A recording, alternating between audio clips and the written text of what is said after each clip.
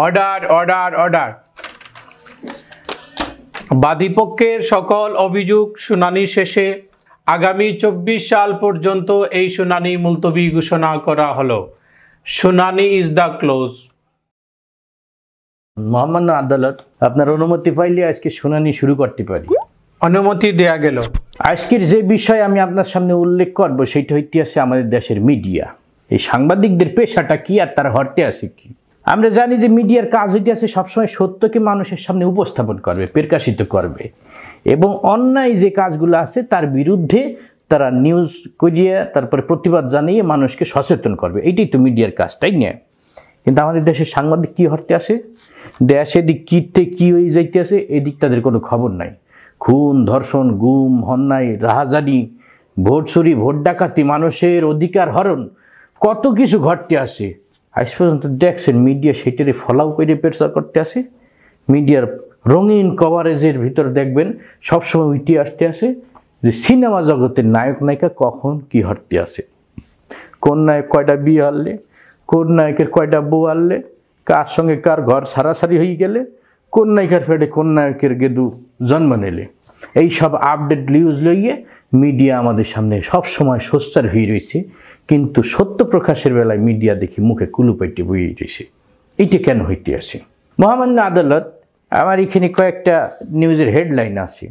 এটা যদি আপনাকে শোনায় আপনি ভাববেন যে আমি মনে কৌতুক শুনাইতে আসি আপনাকে। বুবলির 2 বছর আগেই গেদু হয়ে রয়েছে, এটা সে প্রকাশ করে নাই। তো হে মাথারে 2 বছর আগে গেদু হইল না 3 বছর আগে হইল, এই সময় তোমরা কমে আনলে, তখন তো প্রকাশ করলে না, এখন এইটা নিয়ে মাতামাতি কেন?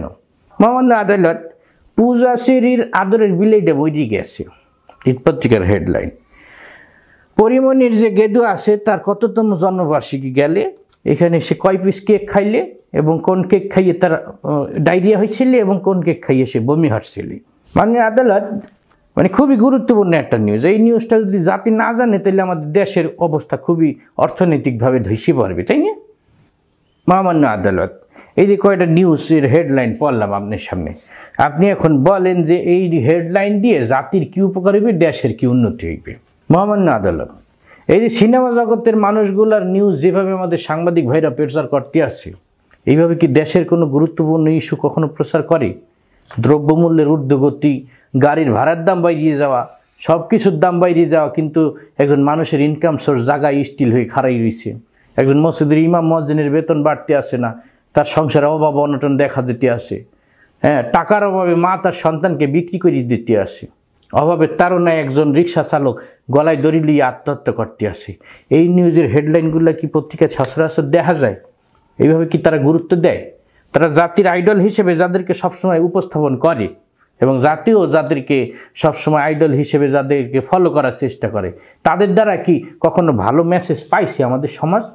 সিনেমা নাটক যে তারা এত হাইলাইট করে, সুপার ডুপার হিট হয়ে গেছে অমুক সিনেমা, তো অমুক ওই সুপার ডুপার হিট সিনেমার থেকে জাতি কী মেসেজটা পাইছে? যে মেসেজটা তারা দেওয়ার চেষ্টা করছে ওই মেসেজের সঙ্গে কি তাদের জীবনের কোনো মিল আছে? মহামান্য আদালত, নিশ্চয়ই কোনো মিল নাই। বরং তাদের সিনেমার মধ্যে যেই দৃশ্যগুলা যুব সমাজের মনের ভিতর গাইতে যাইতে আছে সেটা হইল কীভাবে চুরি করতে হয়, কিভাবে ডাকাইতি করতে হয়, কিভাবে একজন ভিলেনের ক্যারেক্টার চিত্রায়িত করতে হয়, কিভাবে ধর্ষণ করতে হয়, কিভাবে প্রেম করতে হয়। এই মেসেজগুলোই আমাদের যুব সমাজ পাইতে আছে।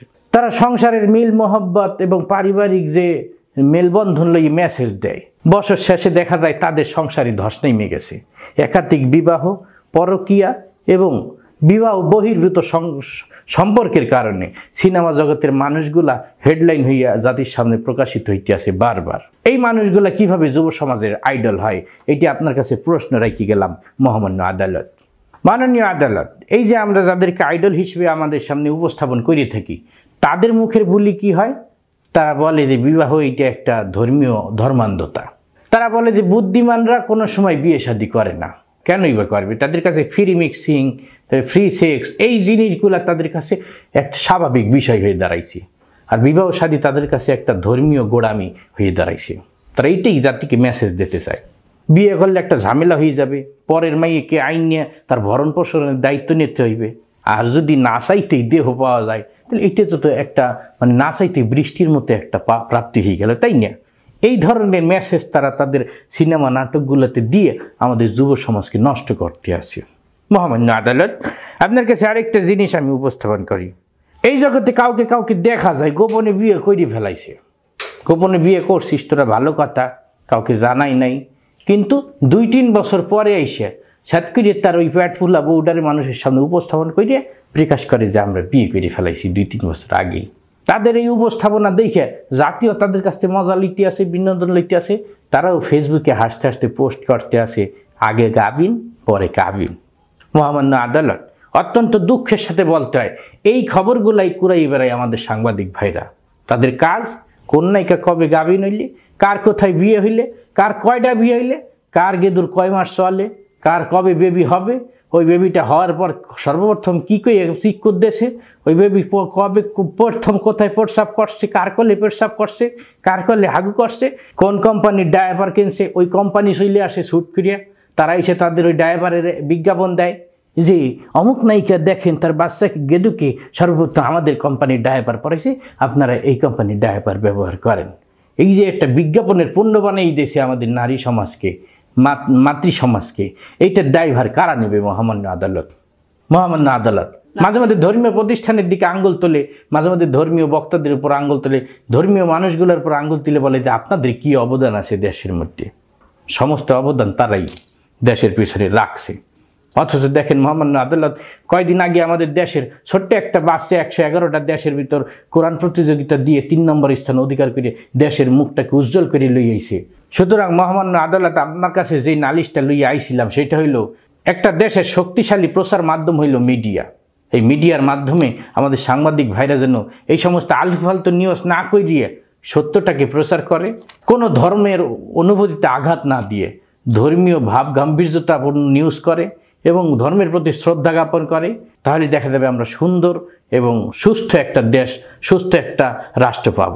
আর যদি এই ধরনের সমস্ত অশ্লীলতা, বেহায়াপনা, বেলাল্লাপনার মাধ্যমে প্রচার করে দেশকে প্রেজেন্ট করতে চায়, সেই দিন খুব বেশি দেরি নাই যেদিন আমাদের দেশটা ইউরোপ আমেরিকার মতো নোংরা হয়ে যাবে। মা ছেলে বাপ মা কোনো কিছু মানবে না, ব্যভিচারে ভরিয়ে যাবে সারা দেশ, অশ্লীলতায় ভরিয়ে যাবে সারা দেশ, আপনার আমার সন্তান সব বিপদমুখী হয়ে যাবে।